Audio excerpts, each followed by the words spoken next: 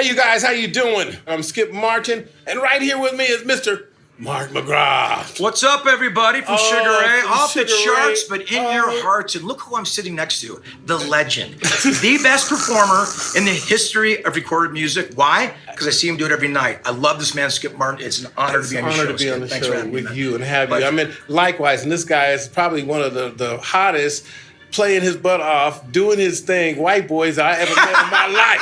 This dude right here has it. That's going in my bio, by the way. That's what I've got to put it in there, man. Oh my God, we're here in Vegas. Yeah.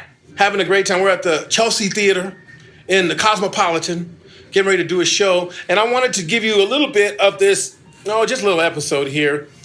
Some background. Yeah. Now, this is one of my favorite songs. I never knew who actually did this song till I met him, because I would be like, I just want to fly, put your arms around me, babe. That is such an infectious melody, man. I just want to fly, put your arms around me, baby, put your arms around me, baby. Yeah. Go ahead, Ron.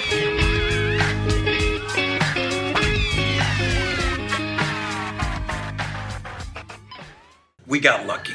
Tell me about how that happened. Even a broken clock is right twice a day. So, you know, Okay. what happened was we got signed to Atlantic Records in 1994. And back then, you could lie to record labels and said you had 50 songs, 60 songs ready to record. And back then, Nirvana was hitting. So if you had a Marshall amp and a Les Paul, labels were signing you. It was that easy. They'd throw it against the wall and see what stuck. Well, we were one of those bands being thrown against the wall. And we didn't stick the first album, but luckily they gave us a second chance. And through that touring of the first album, we became better songwriters, better players, and we stumbled on a song called Fly. Now, I love the Beach Boys, but I love Metallica just as much. Oh, yes. So we were able to sort of combine our influences and stumbled on this song called Fly. 4 members of the band wrote it, and it all just came together.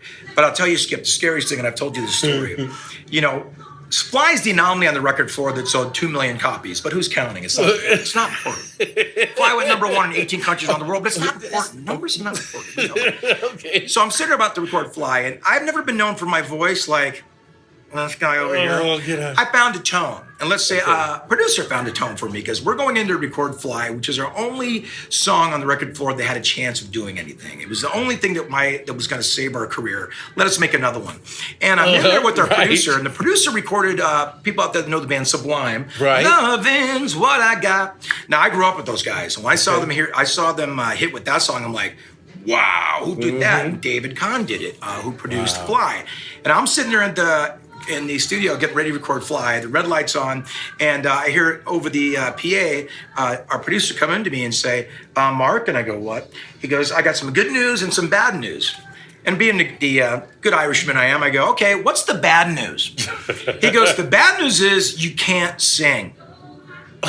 Now, Skip, I'm about to go sing the only song that has a chance for this band to maintain a career and possibly get some success in radio play. And I go, David, call me a masochist, but what could possibly be the good news? He goes, if you stay in your lane, you have a tone that I think we can sell 2 million copies of this album with this song right here. Now, at that point, I got on my knees and said, tell me what to do. Please tell me what to do. Now, this is a man who had a bunch of hits. He did Bangles, Walk Like an Egyptian. He'd been there before. So I just surrendered everything. And literally, these are the early days of Pro Tools. He showed me, piecemealed what my voice wanted to be. Because I was doing a falsetto, like, I was singing punk rock stuff. I was doing all sorts of stuff. He goes, your voice sucks over here. It sucks over here. Right down the middle, almost your speaking voice. People want to hear it. And that's what I did with Fly. And that's why I'm talking to the legend Skip Martin right now. So there was a good news and bad news thing that came out of that. It was like almost the biggest backhanded compliment I've ever got in my life. You know what I mean, bro? And that's the story of Fly. And then we kind of figured out how to write songs, what was really working for us. And then Every Morning followed, which went to number 1. Every morning there's a halo hanging from the corner of my girlfriend's 4-post bed. I know it's not mine, but I'll see if I can use it for the weekend or a one-night stand. Again, who's counting? It's not important. Someday Fall, which was number 3. Again, numbers not important. Then When It's Over, which was our last single, which is a self-fulfilling prophecy. Careful what you title your last hits. Okay. We called it When It's Over. And that song got to number 8. So we've got 4 songs by the grace of God people know us by, and it's why we're performing together tonight, Skip. Oh my God, you're killing me, man. I love it. Well, I told you the story before, Skip. Mark, nobody like Mark, man. Yeah, I'm you know telling what? you, this is great. But this man right here, and I know you guys, fans of Skip, have seen him perform. There's all of us. There's people from many genres that play this thing called voices we're doing tonight. You have Uncle Cracker, Tommy Two-Tone, Wally Palmer. You have Taylor Dane. We've had Tony Orlando do these things before. Tony Orlando's been on it with us. Nobody will play after this man. I don't care if Eddie Vedder joins us. He's not playing. You cannot follow this man. That's how talented and amazing and the repertoire he has. I don't have to tell you guys this, but I just want you to know the appreciation and love I have for Skip Martin. I'll give you the money later. What's that $1,000 chip, man? Chip, man. You guys know it's all love. Oh gosh, you know how much a fan I am of yours. And I've become such a fan of yours, and also I consider you a friend. Yeah, well, I really appreciate that. Part, for sure. And and this has been amazing to do this. I tell you what, since we've just given you a little part of this right now, we're going to take a quick pause for the cause. I'm going to go to a commercial break, and then we're going to be back with a little bit more Mark McGrath, Sugar Ray. Skip Martin's Friends and Legends podcast, sponsored by Electric Shop Recording Studio, the best recording studio in Las Vegas, award-winning engineers, top-of-the-line equipment, and specialized service. Okay, we're back. And we're back. That was real quick. We went and had a couple of drinks, and you can smell the Jameson on my breath from here. It's gonna be great. Yeah. Okay, so now you had another song. Yeah. That because you told me about 4 songs there. We had 4 top 10, so we had 4 people that know the band Sugar Ray. You know what I mean? Yes. That casual fans will know. Oh, wait. Even about the song. Wait a minute. The other thing that I wanted to talk about was because of that fame and because of that experience from the songs, it led to some other things where you were doing in television. Yes. Tell me a little bit about that. If you could chew gum and read the monitor at the same time in the 90s, they'd let you present at awards like MTV Movie Awards, the MTV Video Awards, or the Radio Music Awards, or the Billboard Awards, or so forth. So I was pretty good at chewing gum, and I could read the monitors. Okay. And because of that, there was someone at Extra, an executive producer, that saw me and said, he kind of sucks, but there's something there. So in 2003, when the writing was on the wall for bands like Smash Mouth, Everclear, Third Eye Blind, radio was changing. Radio is cyclical, as you know, Skip. It recycles itself every 5-6 years. Right. So we kind of were being recycled out of what is considered cool. And at that point, some of the guys in my band had kids, and they wanted to take some time off. And I decided to return some phone calls.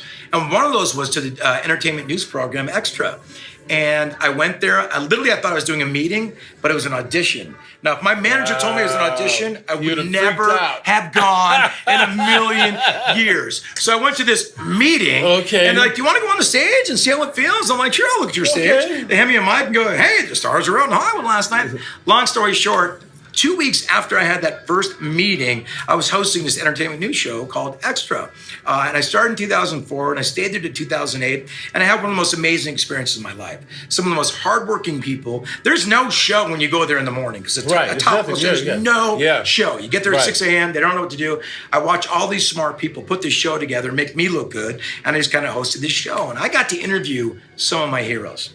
Paul McCartney, Brian Wilson, Anthony Kiedis from the Peppers, Dave Navarro, Al Pacino. Al Pacino's the best. Oh my God! Let me tell you Al Pacino's story. So Al Pacino's walking down the red carpet, and he's doing something for a play that we'll never talk about on Extra. Extra's all about Lindsay, Paris, and Brittany, and what are they doing?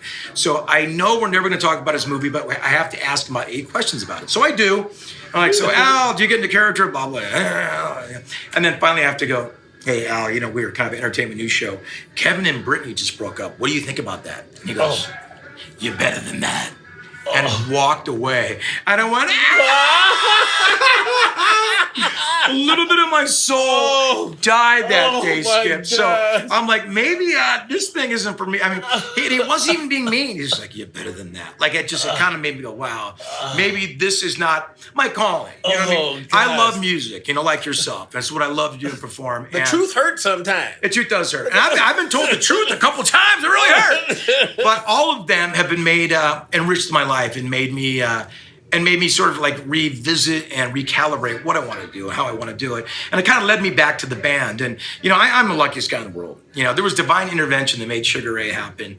And being able to sit here and play these shows and, be able to support my family through something I love doing. Skip and I have jobs that we love to do. We love to do. And we're overpaid for it. I'll let them know. We are. But that being said, I love to come to work. And I wish that should be a upon crime you for us to get paid for what we love so much. What do they pay? What do they pay us to do, Skip? I always tell people this. Enjoy ourselves. Right, but they also pay us to travel. That's right. I get paid to They pay travel. us to travel. We do the gigs for free. That's right. I tell everybody that. They go, blah, blah, blah. I go, well, I get paid to travel and be away from my family. That is it. I show up for free, but I'll tell you how much it's going to cost to get me. Tell you all of these stories and what's been going on here. Wait a minute.